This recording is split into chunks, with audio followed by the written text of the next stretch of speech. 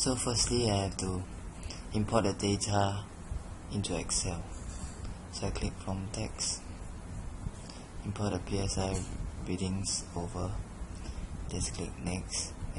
However, for this part you have to change the format, overall PSI reading format from general to text.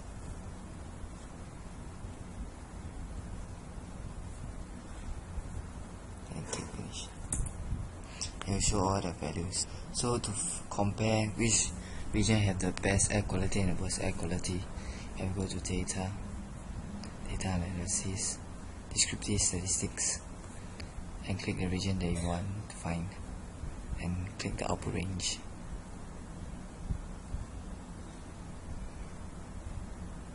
Click OK. So you'll show the readings that you want to find. So after finding all the other regions, you compare the means. So East have the lowest mean.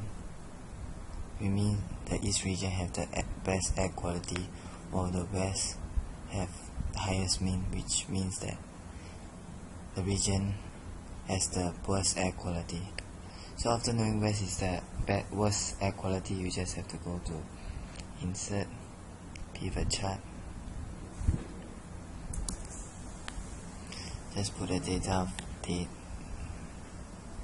against the PSI of West. However, the question wants the maximum of West, so you have to change it from count to West. So in order to make the graph able to see the readings per day, you have to extend the graph clearer. For question 2, they want to find the average of the 5 months.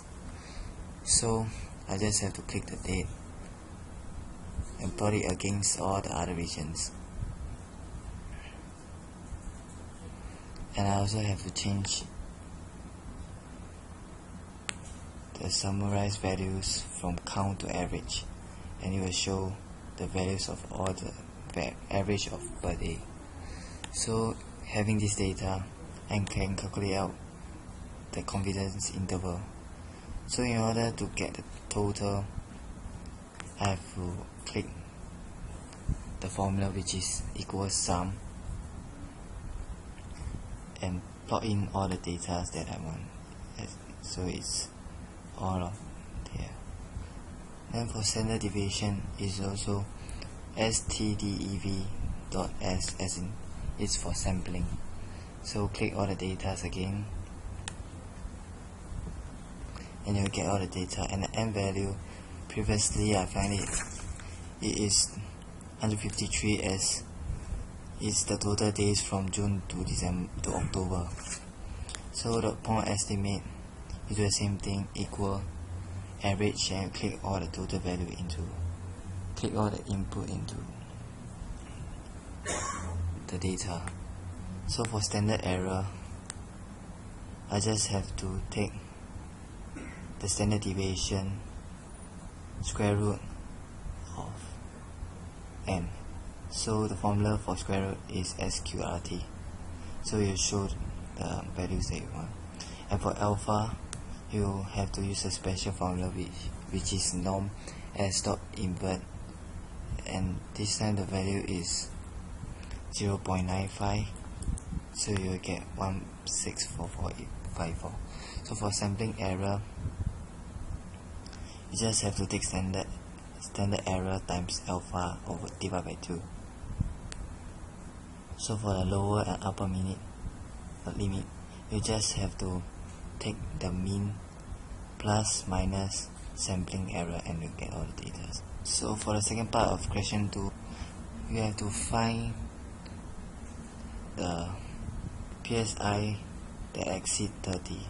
So you have to change all the value into maximum, so that you can find what is more, which day is the region, the month more than 30.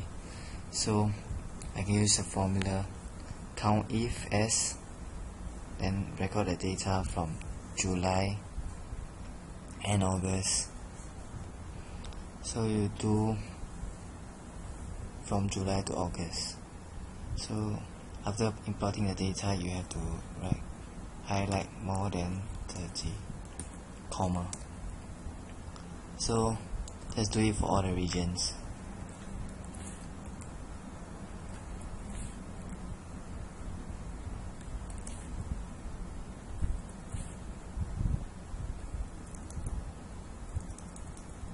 I click OK. So you get 13. So you have to just do the same for September, October. So all the formula are the same. So next you have to plot the steps to find the hypothesis.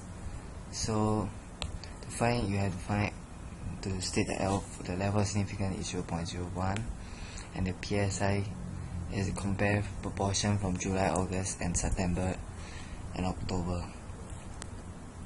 So as you know, the PSI rating we just find is 13. So the total day of July and August is 62. So 13 over 62, you will get a value.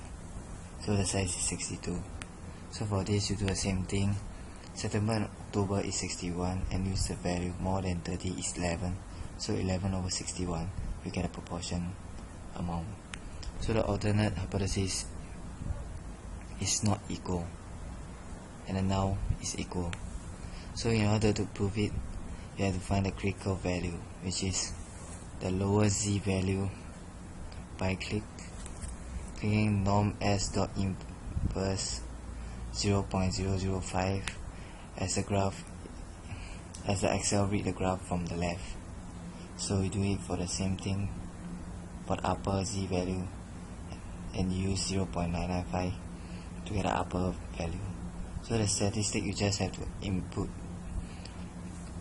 the formula of the test statistic. Then after finding is negative 2.31, you state that since it is more than the lower z value and less than the upper z value, it does not lie in the rejection region. So therefore we do not have sufficient evidence to reject the null hypothesis at 1% level of significance.